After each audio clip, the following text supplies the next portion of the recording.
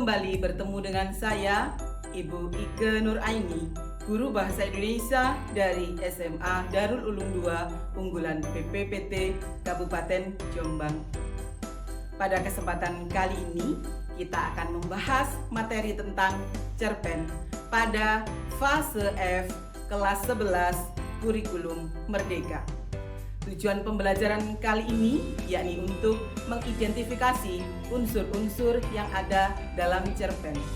Masih ingatkah kalian dengan apa itu cerpen? Nah, apa itu cerpen? Cerpen merupakan suatu karya sastra dalam bentuk tulisan yang mengisahkan tentang sebuah cerita fiksi lalu dikemas secara pendek, jelas, dan ringkas.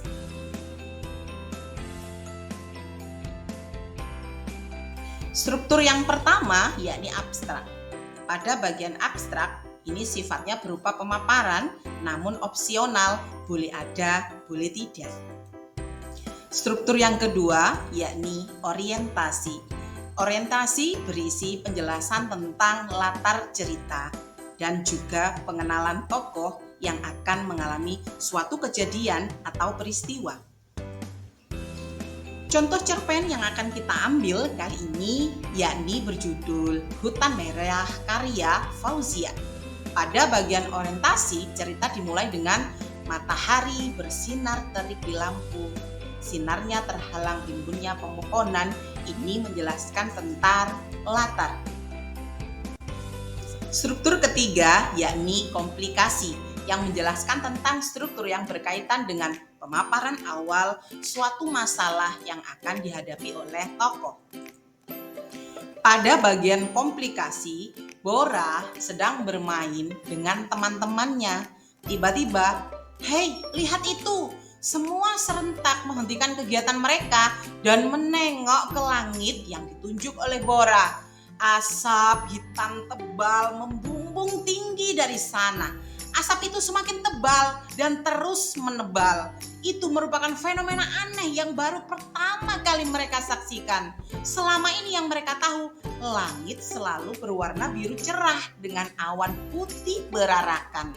Nah, ini menuju pada bagian komplikasi atau masalah yang akan dialami oleh Bora dan teman-temannya. Struktur keempat yakni evaluasi. Di dalamnya memuat sebuah konflik yang akan semakin memuncak atau disebut dengan klimaks. Pada bagian puncak masalah ini, Bora dengan teman-temannya tiba-tiba memekik nyaring, "Hutan terbakar! Hutan terbakar!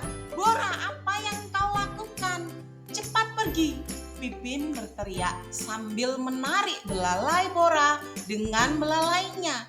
Suasana hutan yang tadinya damai tentram seketika menjadi neraka bagi semua hewan. Nah, cerita ini masuk pada bagian konflik karena di dalam cerita sudah mulai mencapai puncaknya.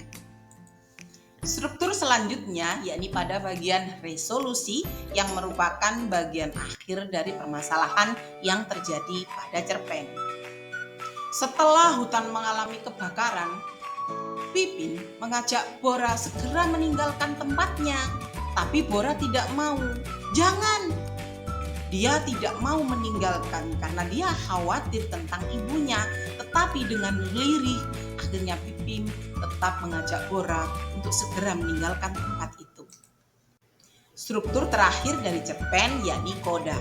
Koda merupakan pesan moral yang terdapat dalam sebuah cerpen atau bisa dikatakan sebagai ending dari cerita cerpen.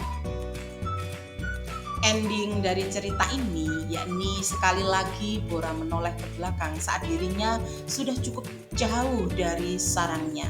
Yang terlihat oleh dia adalah hutan yang dulu dia kagumi sekarang telah menjadi merah yang sangat panas.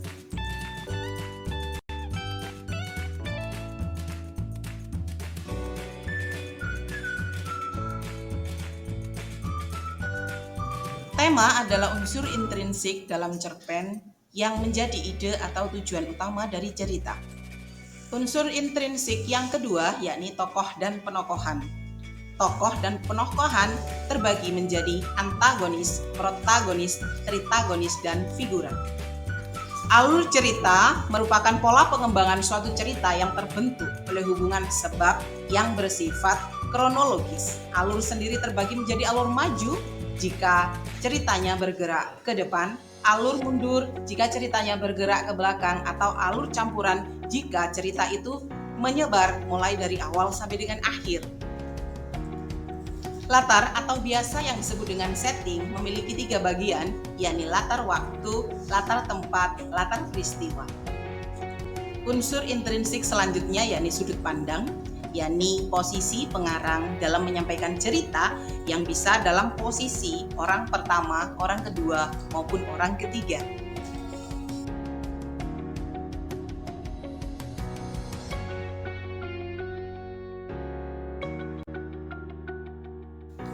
Selain unsur intrinsik di dalam cerpen, juga terdapat unsur ekstrinsik yang memuat hal-hal di luar, yakni dari pengarangan itu sendiri.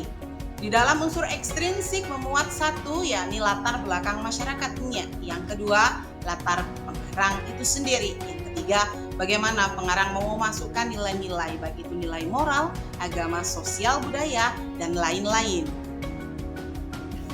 Nah, kita telah menyelesaikan bagaimana cara mengidentifikasi dari unsur-unsur cerpen. Semoga bermanfaat. Dari saya akhiri. Wassalamualaikum warahmatullahi wabarakatuh.